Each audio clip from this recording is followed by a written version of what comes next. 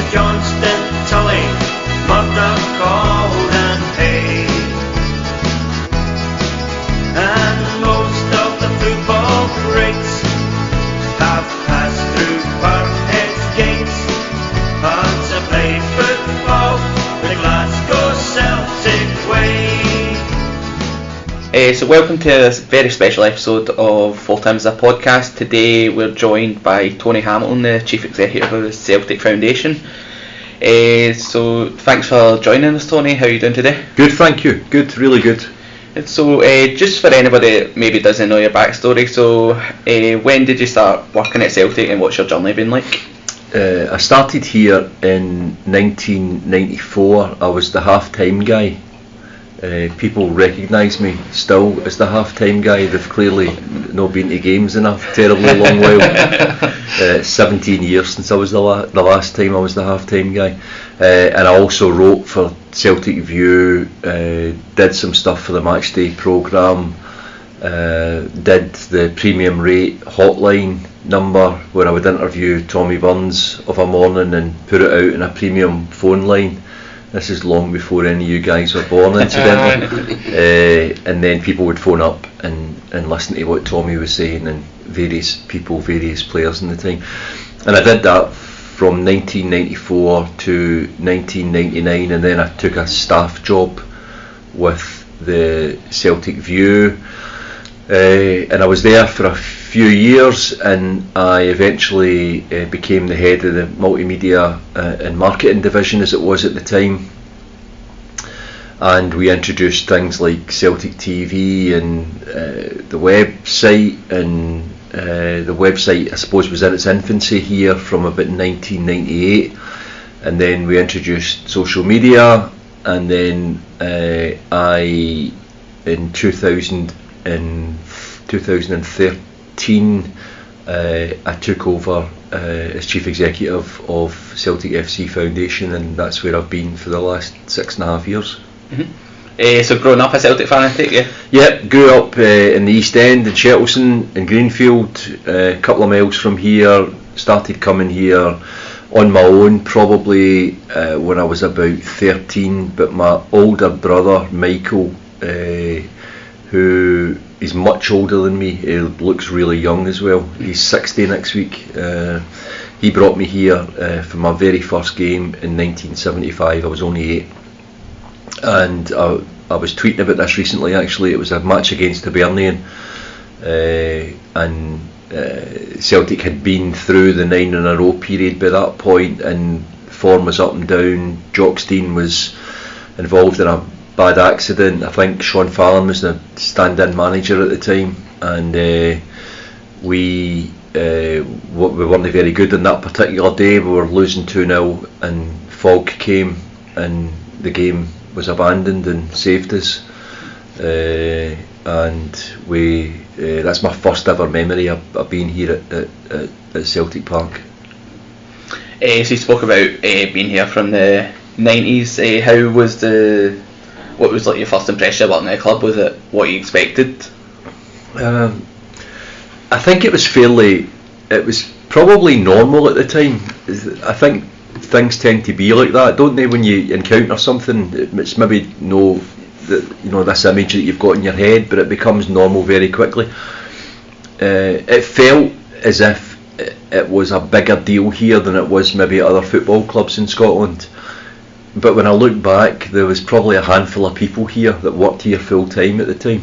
And if you've just walked through the front door here this morning, and it's a completely different proposition now at Celtic. The football club in itself is probably one of the biggest employers in this area of Glasgow. Employs a lot of people here full time, and a lot of sessional part-time people, catering people, stewards.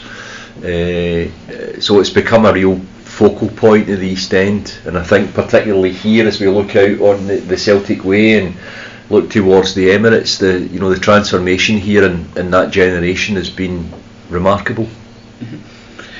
So speaking of transformations, obviously going from the media side of stuff into the foundation, how was that for you? Was it I don't want to say a tough choice, but was it a tough transition? It was very, very tough for me, because the culture that I had been in, and to a large extent I had created within the media team, is vastly different from the third sector.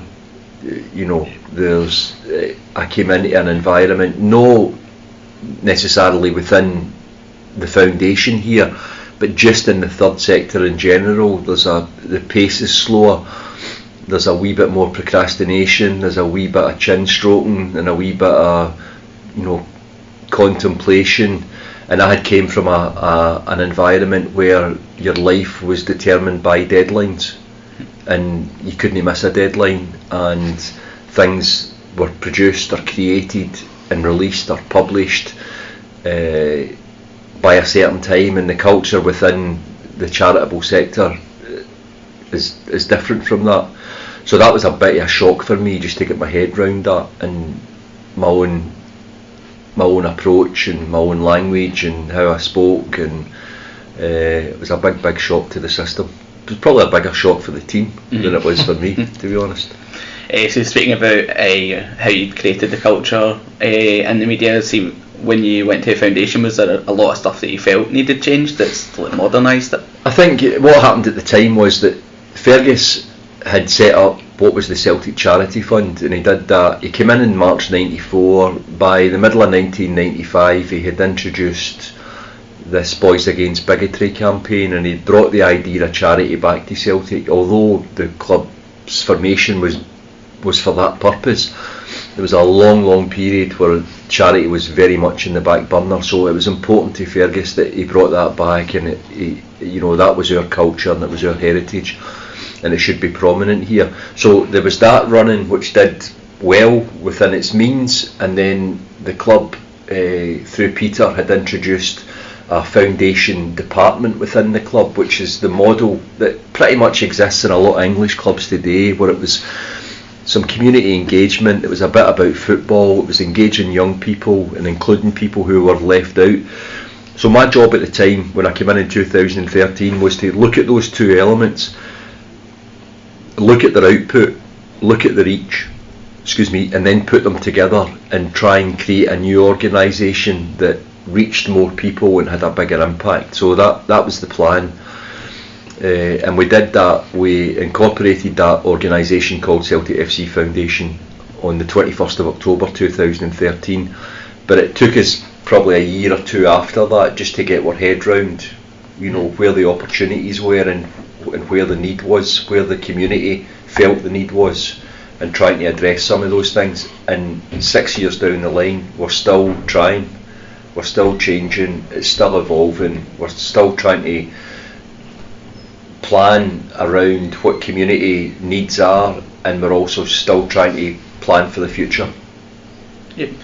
So I'll just pass to Andy, he's got some questions about the foundation. I just on the foundation, just think sort of echoes at all yours. I think we just want to congratulate obviously you and the success you've had with it so far, and obviously it's something that the club, we all feel strongly about the club sort of being charitable and sort of reaching back to its roots and obviously carrying on the traditions. But I mean, for you, obviously since you took over, I mean, since 2013 it's just get bigger and bigger and bigger. I mean, that must be quite I suppose good for you personally, because obviously you've been a big hand in sort of bringing that to the forefront, and even sort of having it on the jerseys obviously, and like Champions League nights and things like that must be quite good for you in a sense. I think it's good for me personally, in as much as I'm the same as anybody else. I want to be a success at what I do, but that's no a motivating factor for me. The fact that it's good is because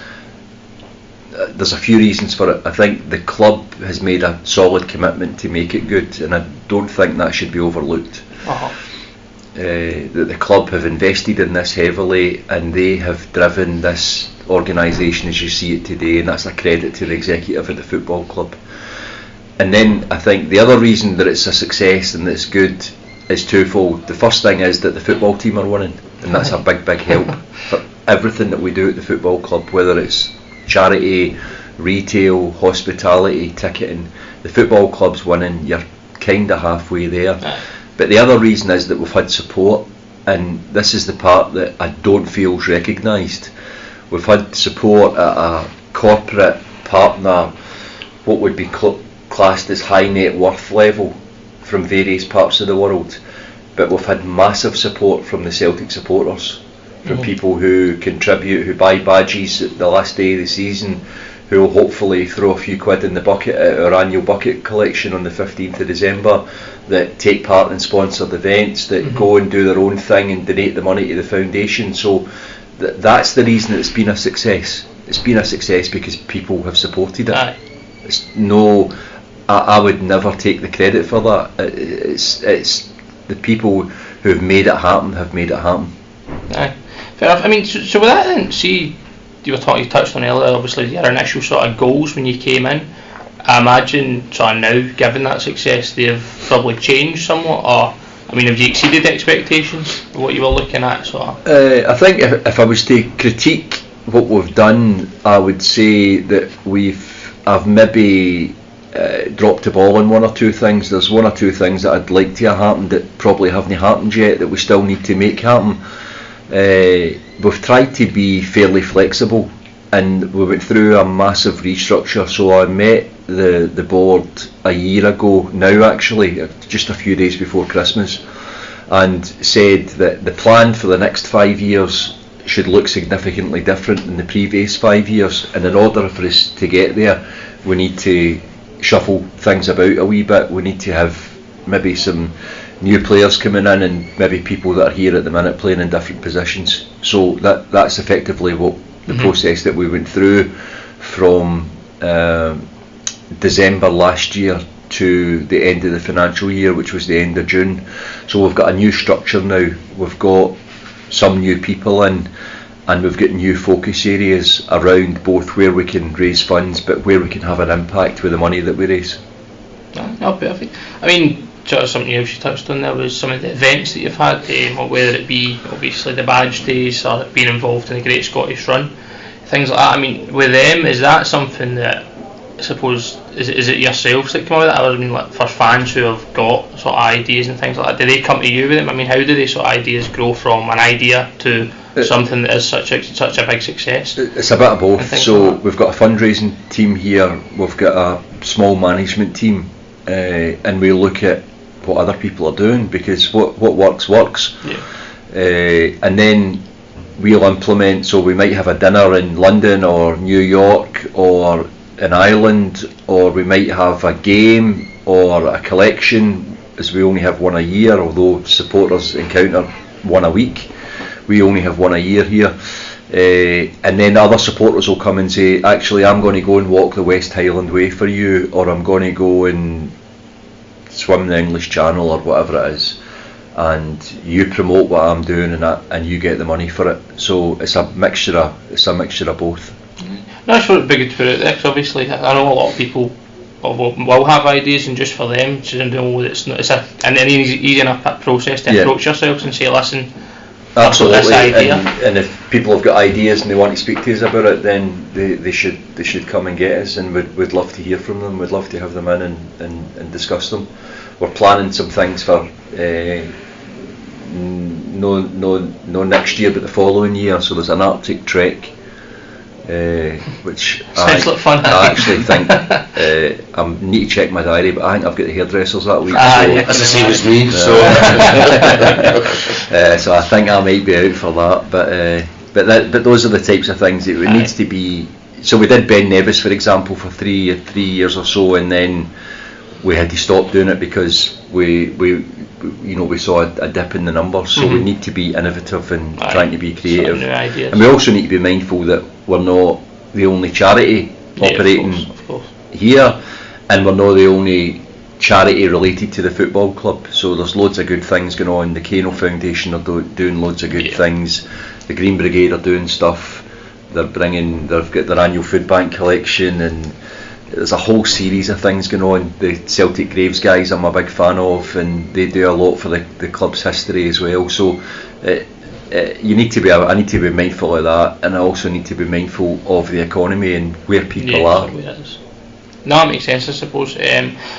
So obviously, would you have a total for just how much you have actually raised in the foundation for yourself? Did you have that? I think in the last year, the financial year that finished in June, it's just short of £2.5 million for the year. That itself obviously is a phenomenal amount of money. Like you said, given the sort of current climate that we're in. I mean, with obviously you guys, I know we were chatting about it earlier, sort of health, equality, learning and poverty are sort of big things for the foundation. I mean, so with the money then, is it always sort of where it goes and it's allocated to? So what just we sort of give that to what we try and do throughout the year, what the Celtic Charity Fund did when Fergus set it up, was it raised a sum of money and it gave it away to other charities. Just if you were a charity and you needed money, that you had a reasonably good chance that somebody was going to write a cheque for you. What we try to do is look at where the need is, go and speak to the community, find out where the need is. For us, it's poverty is the main thing. So how do we help alleviate poverty within our communities, whether those communities are in Glasgow or in London or in Ireland or internationally, and what's the most sustainable way to do that? So employability is a big thing for us. So we run a lot of employability projects that try and put people into work to take them further away from poverty.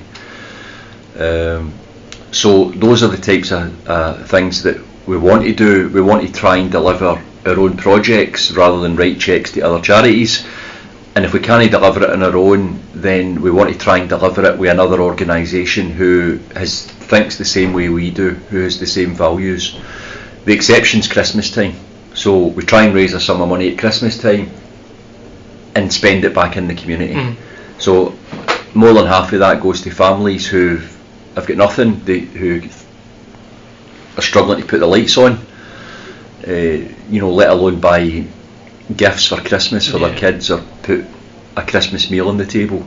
And the other half goes to organisations that we can't help at any other part of the year, who look after people whose lives are in chaos. So homeless charities that we're close to, women and children in refuge and refugees, and the refugee part's important for us as well because we're a club that's born of immigrants. So for us to be supporting refugees coming to this country is very, very important for us. No, absolutely, it's something we would all agree with as well. Just the other thing I touched on was the Christmas appeal videos. I know they are something that are obviously such a big hit, so obviously we're Celtic fans and across the whole social media. So I think the retail advert has been phenomenal, and that's a credit to the person and the team upstairs in multimedia. So that's Kerry Keenan and her team, absolutely brilliant. The track that was recorded for it has been released as a CD, and the proceeds come to the foundation. So it's great. It's just brilliant. It's great to watch, and when it came out 2 weeks ago, I think I maybe watched it 15 times in a row. It's like watching a GIF that you shouldn't watch. You just can't help yourself to just keep watching it. I'm the same. So it's been great. So I think that's just something that gives us a wee edge here, I mean, did you ever see that as when you started? I suppose when you came in, did you ever see that as something being a possibility? No. Essentially a music video. And it becomes tougher and tougher. So for me, we did almost £250,000 last year in the Christmas appeal, which means that we need to be there or north of that for this year. And it's the same for the people who produce that content. The first one 3 years or so ago was a big hit, and then they had to step it up the following year, and they had to step it up again, and there'll be even more pressure going into next year. But that's how things are here. With it, I guess is it pretty easy getting buy-in then from sort of staff right through to the players? I think we've all got a great relationship with the football department. The manager's been phenomenal since he came back, absolutely brilliant. So for me, for the media guys, the access that he provides for him and for his team, because you can see it across the club content. For me, it's the same, guys turning up at our events, fundraising events or delivery. So we've got a delivery session tonight around loneliness, which the manager's intending to attend.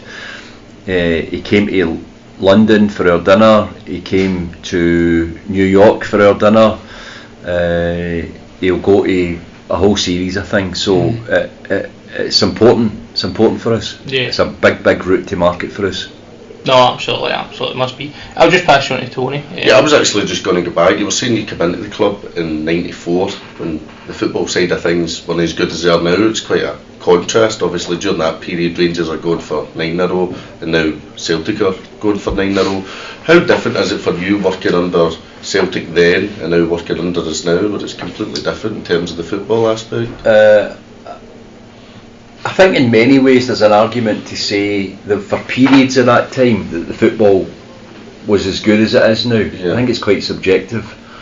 So if you look back at 94 to 97 for example, then the fact that Tommy Burns never won the league is I still find that astonishing when I look back and I think about those games, and I don't know why we never won the league, because although we went through the season pretty much unbeaten, we had 11 draws that year, so it's no difficult to work out why we never.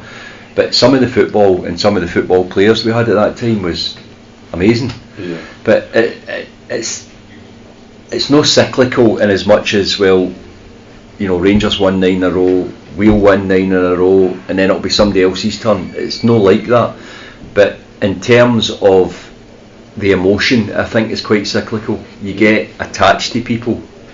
I'm quite attached to Tom Rogic and Scott Brown at the minute. But it might have been, Pierre Van Hooijdonk or George Cadet 20 years ago. But I think it's difficult to compare. Yeah. It's quite obviously ironic you talk about how back then we drew too many games, and then last night one each came into the last minute, and then Scott Brown scores, and they're the kind of games you look back on. I mean, I look back in the centenary season here, and that I remember a couple of games against Dundee United around about that time as well, and then maybe even into the 1990s with Dundee United, and that never give up mentality, play to the final whistle. Last night was reminiscent of the centenary season for me. It happened quite a lot then if you look back.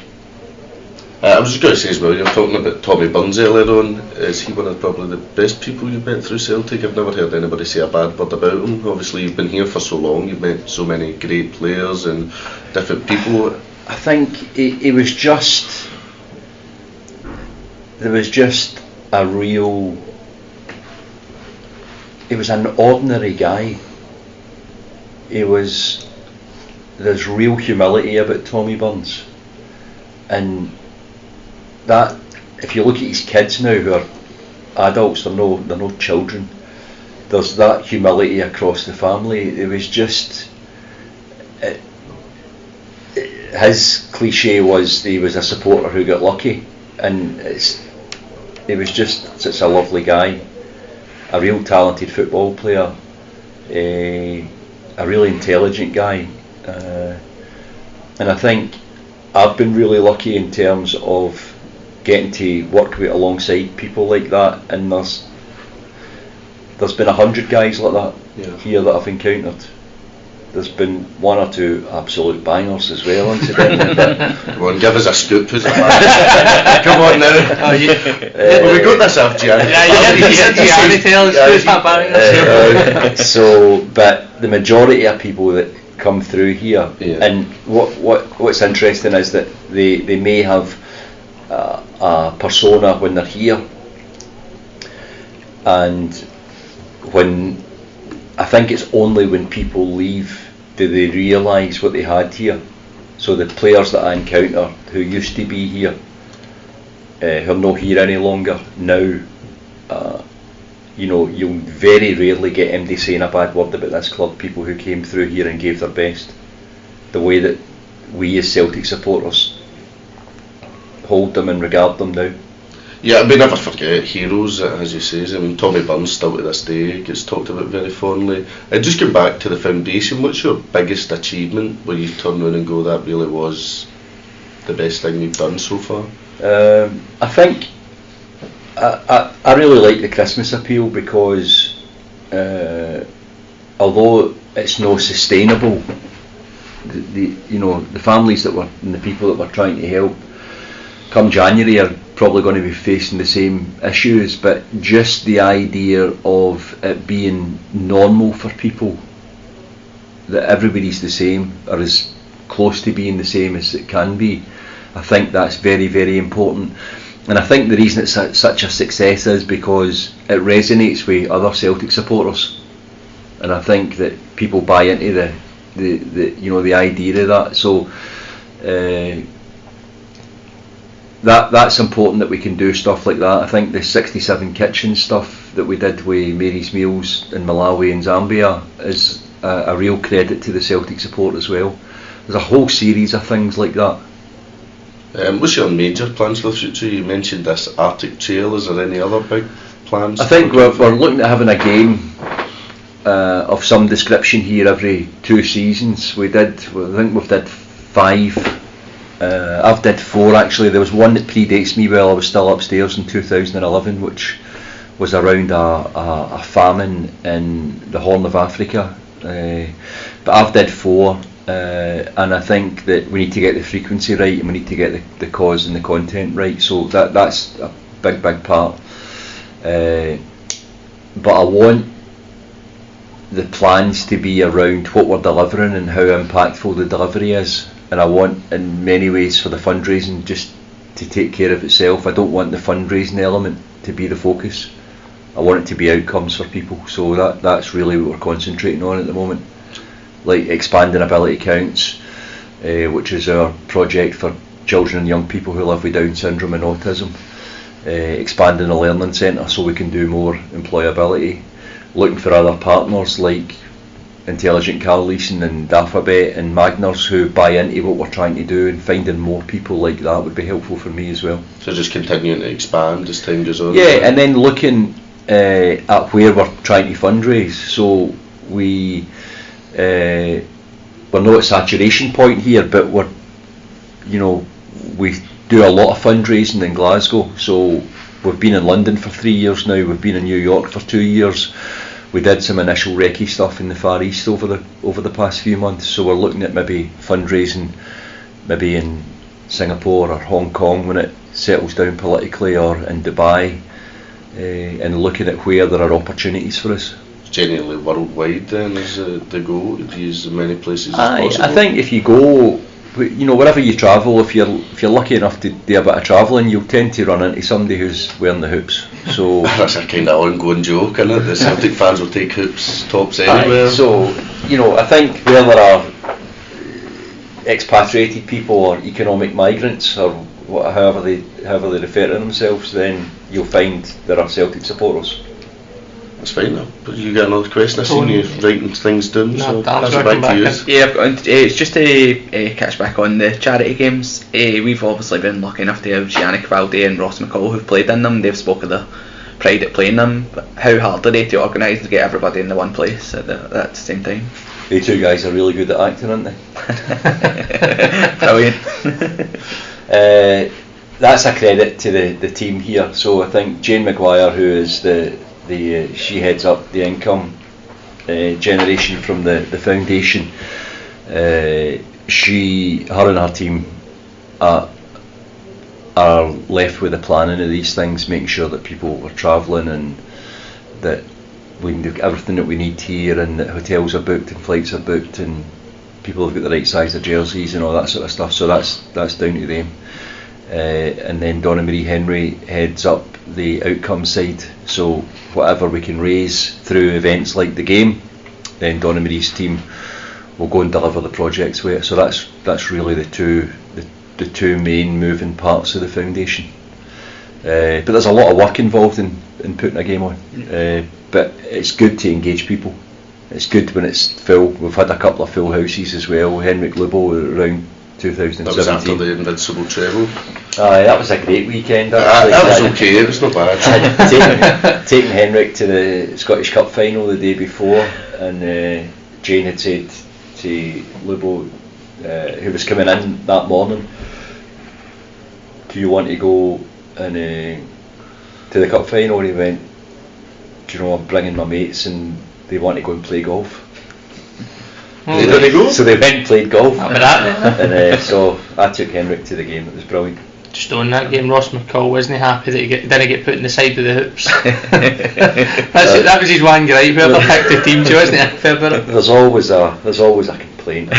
Is there anybody you would like to star in one of the games that hasn't yet? Well, one of the big Celtic fans associated, and he's maybe a bit older now, is Rod Stewart. Do you think he would ever play in one of the games? He's been really good actually. He came to our New York dinner in October and was a real star actually. I don't. What age is he now? 74. 73, 74. If he plays, I want a game. There you go then. Any chance we can get it? I think that, it would be good.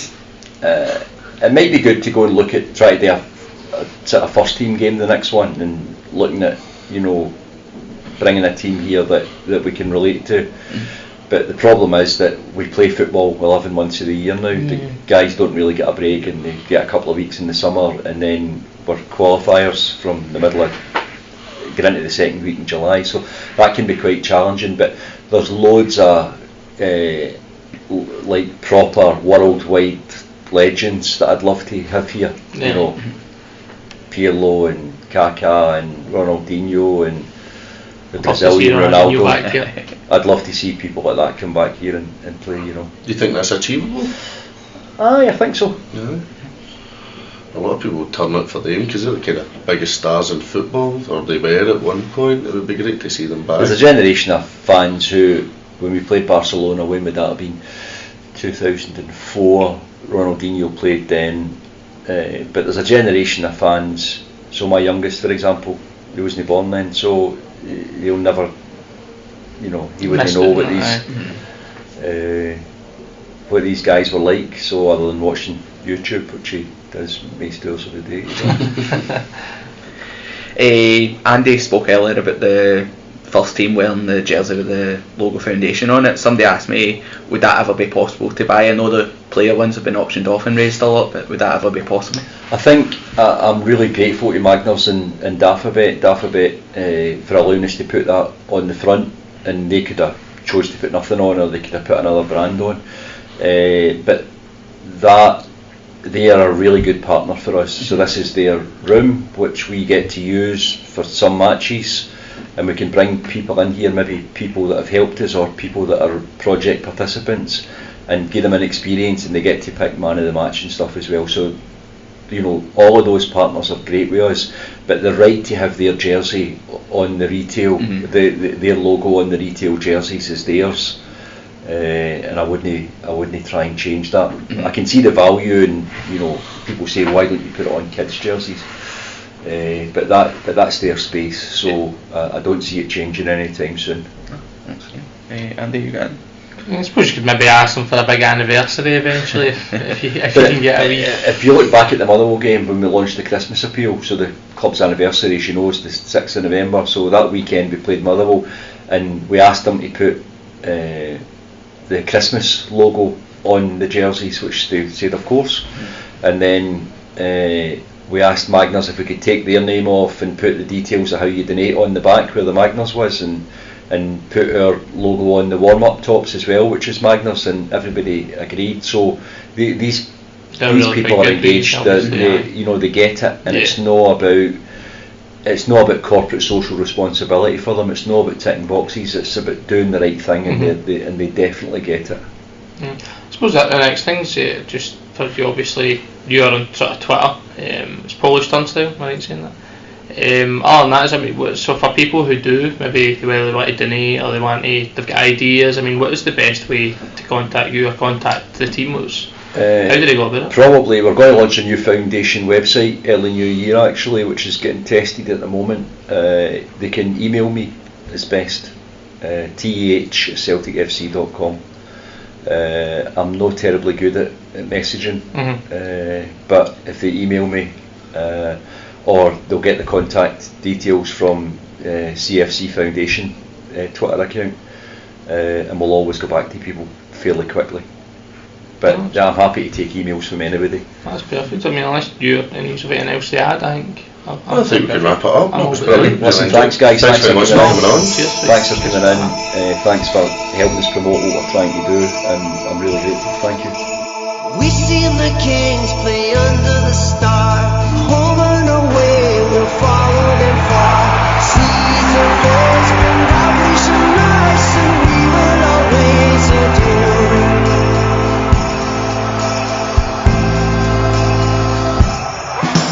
Franchette has seen it take one. While at his feet, there's no one better.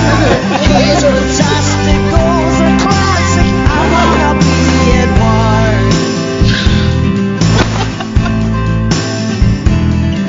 Well, Brady, we know he runs the show. Jersey Forest, a homegrown hero. Holy moly, ball and goal. Sweet. We have won it in a row.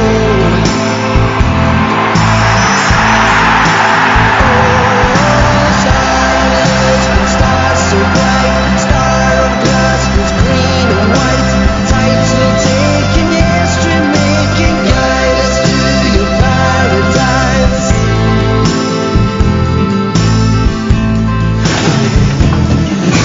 Is it a blue? It's Johnny Hayes and Sinclair again. Callum and Ryan Celts are flying. Come on, you boys in green. Come on, let's go.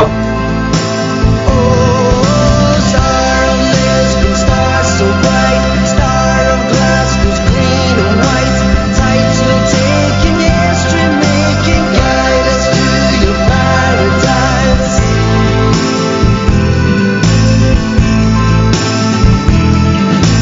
Christopher Eyre and Big Julian, they're super cool and built to defend. Mikey dances, Olivia passes, and then he rejoices again. Oh, star of Lisbon, star so bright, star of Glasgow's green and white. Title taking, history making, guide us to your paradise. Star of Lisbon, star so bright, star of Glasgow's green and white. Title taking, history making, guide us to our paradise.